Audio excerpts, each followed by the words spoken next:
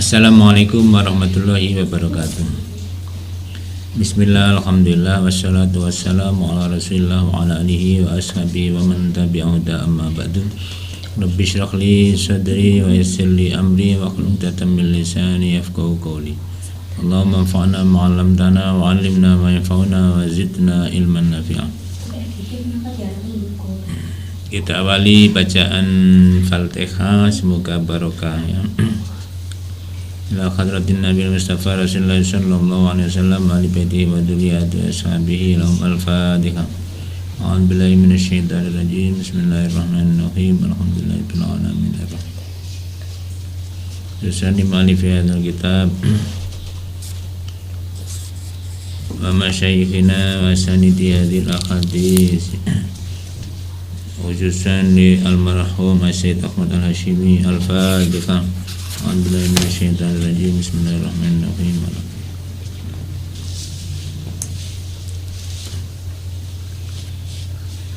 Amin.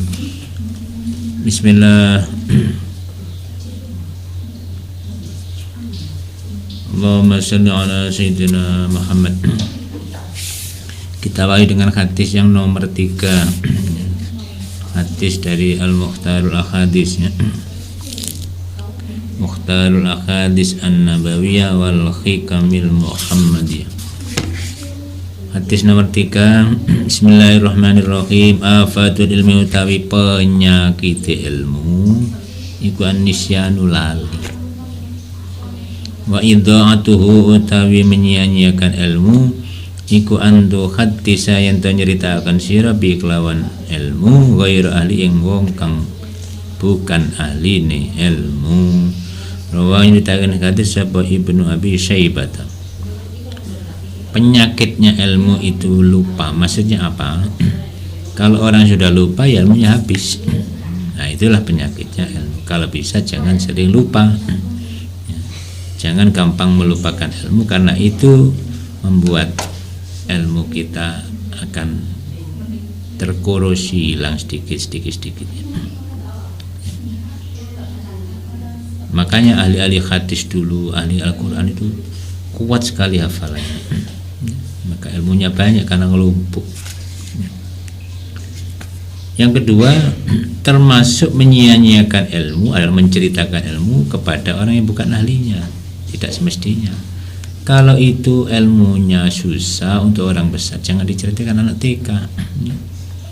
Anak TK diomongi masalah pernikahan, ya nggak pas. Itu namanya menyia-nyiakan ilmu. Orang awam diwului hakikat dan lain-lain, torekot hakikat tambah mumet. Mau sholat alhamdulillah, syahadat alhamdulillah. Nah itu berarti kita itu menyia-nyiakan ilmu karena memberikan ilmu kepada orang yang tidak pas. Bahkan kadang malah salah paham.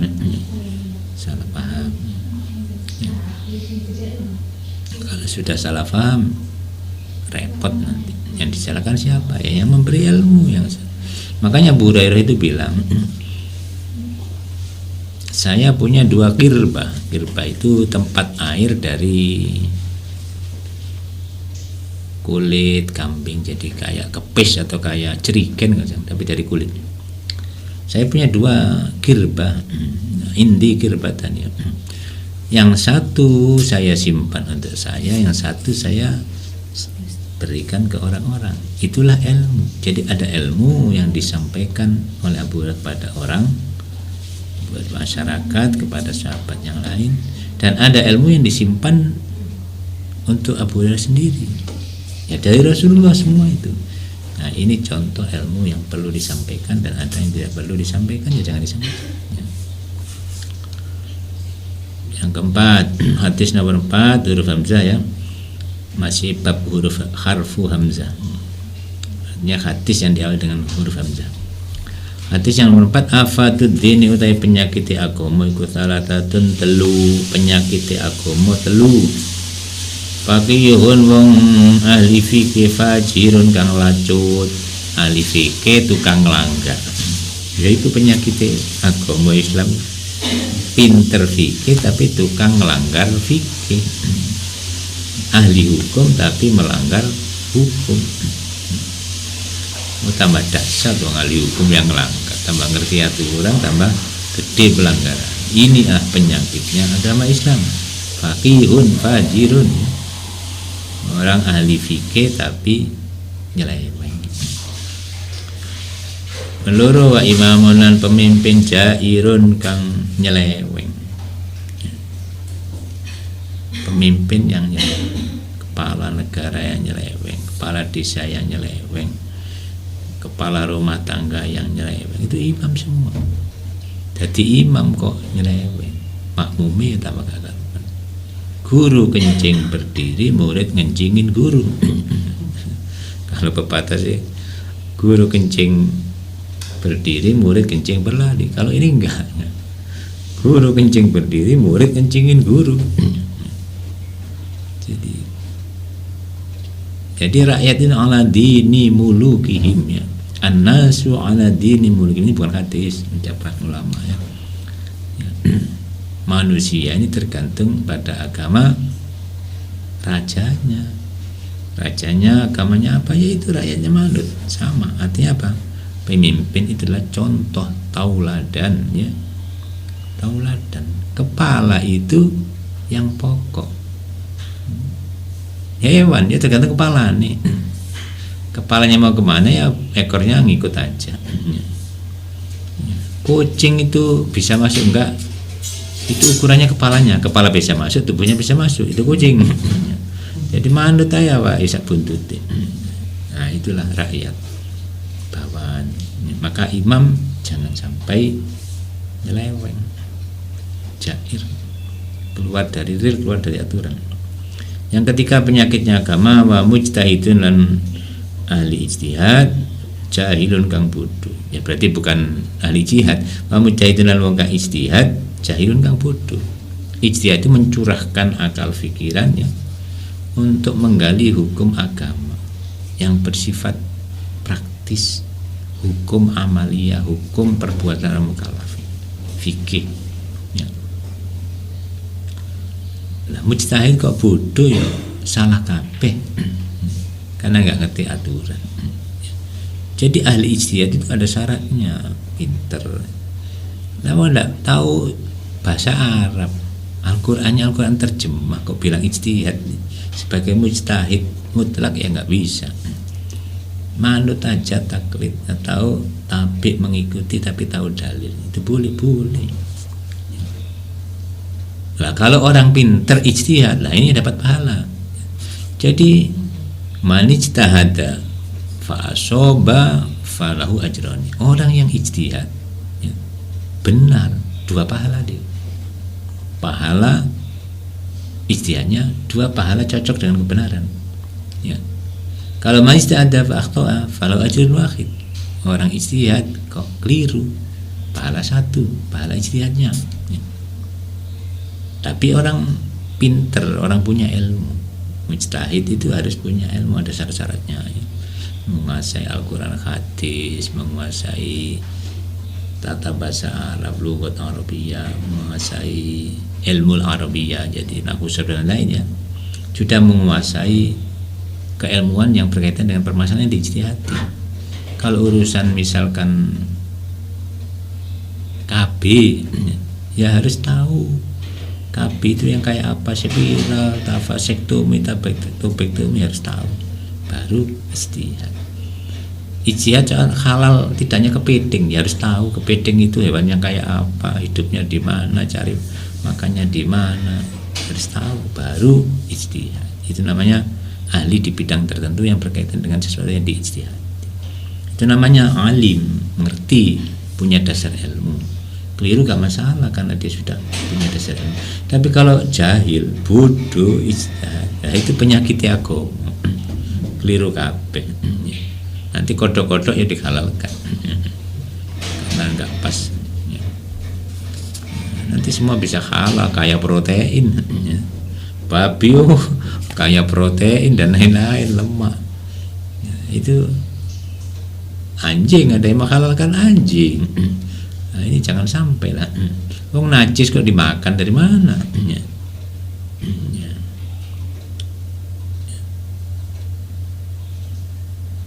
Rawahu nyutani kata sahabat Tailami an Ibnu Abbasin saking Ibnu Abbas. Jadi 3 penyakit agama. Orang ahli fikih yang lacut nyeleweng suka ngelanggar ya. 2 pemimpin yang melenceng nyeleweng. 3 orang yang ijtihad mujtahid yang bodoh. Nomor 5, ayatul munafiq utai tanda-tandane wong munafik iku salatun telu. Tanda orang munafik ada 3. Cuma kalau dulu munafik iktikadnya jadi lisannya muslim mukmin tapi hatinya kafir, munafik iktikadi. Kalau sekarang ini yang banyak munafik amali, yang munafik adalah perilakunya kayak orang munafik. Mungkin di sini nanti perilaku orang munafik ditiru, walaupun dia orang mukmin, orang Islam, tapi perilakunya orang munafik. Ya, ini tandanya 3. Ayatul munafiqu ta tandane wong munafik talasun telu. Idza khattata nalika ngomong-ngomong sapa munafik, kadzaba mongko bohong sapa munafik. Kalau bicara suka bohong, itu tanda orang munafik. Jadi orang munafik itu jagoan bohong, segojangan kata orang Jawa. Jagonya bohong. Wa idza wa'ada nalika janji sapa munafik aghlafa mongko nulayani janji. Yang kedua tanda orang munafik, jika berjanji pasti melanggar janjinya sendiri. Yang ketiga wa idza tumina nalika dipercaya sapa munafik wana mongko berkhianat sapa munafik. Kalau dipercaya, diberi kepercayaan, dia berkhianat, nyeleweng, tidak menyampaikan amanah titipan. Itu tanda orang munafik. Dikon ngaterno berkat nang masjid, tumpeng nang masjid didili wak piti jenenge khianat. Ditekno dhewe, dikon blonjo ditekno. Nah, itu tanda orang munafik. Anak dikon bayar titipi duit bayar sekolah ternyata dientekno ketu jajan, itu tak perilaku munafik. Walaupun munafik amali. Masih beriman dia tapi perilakunya kayak orang munafik. Masih mukmin tapi perilakunya kayak orang munafik. Rawani hadis sapa Syekhoni guru loro itu Imam Bukhari Muslim. Ani Abi Hurairah saking Abi Hurairah. Ayatul izi utai tanda-tanda mulya. Atau ayatul izi utawi ayat kemuliaan, bukan tanda ini ya. Ayatul izi utawi ayat kemuliaan iku wa qulil hamdulillahilladzi lam yattakhidz waladan wa lam yakul lahu syarikun fil mulki wa lam yakul lahu waliyyun minadh dhulli wa kabbirhu takbira.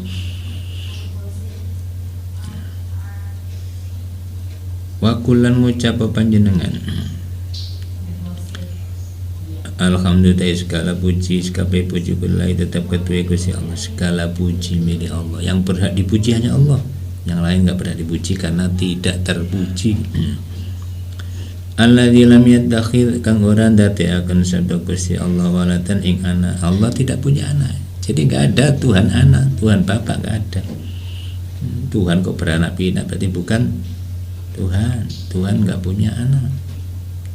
Tidak diperanakan dan tidak beranak. Jadi tidak punya bapak, tidak punya anak. Itu Allah Ta'ala. Walam yakunan ora ana iku lahu kedue Gusti Allah basyarikun sekutu. Tidak ada yang menyamai Allah, tidak ada yang mirip Allah, tidak ada yang menandingi Allah, tidak ada mitra bagi Allah. Kayak nek kancane Gusti Allah kayak. Jadi Allah tidak punya syarik yang menemani, sekutu mitra. Fil mulkin dalam kekuasaan. Tidak ada yang menyamai, semua milik Allah. Malik yaumiddin, yang menguasai hari pembalasan hari kiamat. Walam yakunan ora-ora iku law kedue Gusti Allah apa waliyun kekasih minadzulli saking hina.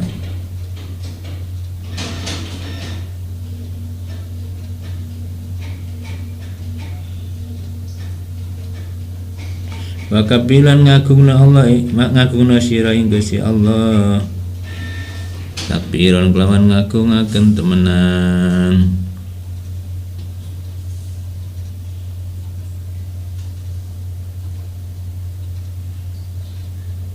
Jadi agungkan Allah, insya Allah kita akan diagungkan oleh Allah, diagungkan oleh siapapun. Jadi kalau kita mengagungkan Allah, semua makhluknya akan mengagungkan kita, menghormati kita, karena kita mengagungkan Allah.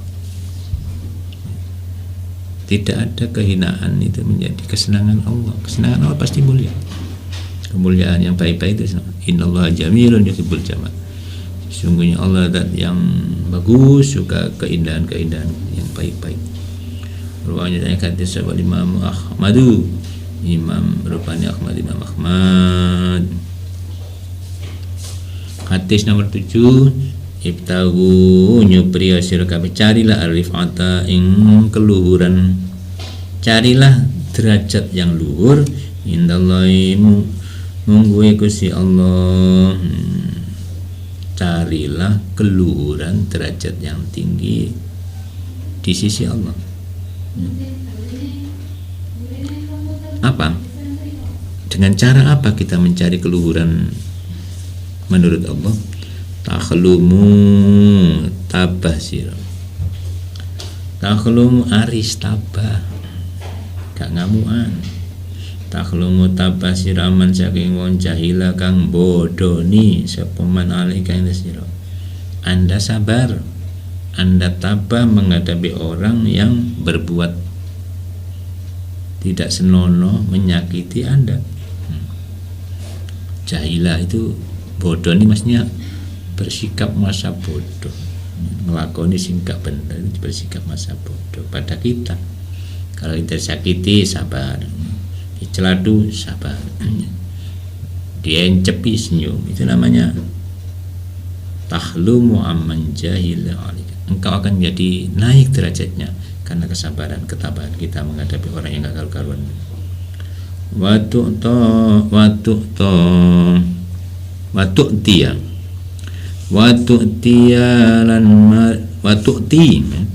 Watu ti lan maringi siraman ing wong kharomaka kang ngaling-ngalingi, maksudnya tidak memberi. Kharomaka kang ngaling-ngalingi sapa man ing sira rawahu nyata kata sapa Atiyun an Ibni Umar. Jadi carilah derajat yang luhur di sisi Allah dengan cara apa? Yaitu sabar menghadapi orang yang berbuat tidak baik pada kita. Nomor 2, berilah orang yang tidak memberimu. Berilah orang yang tidak memberimu. Sodakoilah orang yang tidak sodako padamu. Kalau Anda diberi orang terus memberi, itu namanya balas budi. Kalau ini enggak, beri orang yang tidak pernah memberi kamu, beri ya. Jadi wong ngamuk terus sampean sabar, itu bagus ya. Ada orang pelit sampean kasih, bagus, biar jadi contoh ya. Nah, itulah ajaran hadis Nabi, semoga ada manfaat. Wallahu a'lam bishawab. Allahul muwaffiq ila aqwamit thoriq. Allahumma anfa'na ma 'allamtana wa 'allimna ma yanfa'una wa zidna ilman nafi'a. Wassalamu alaikum warahmatullahi wabarakatuh.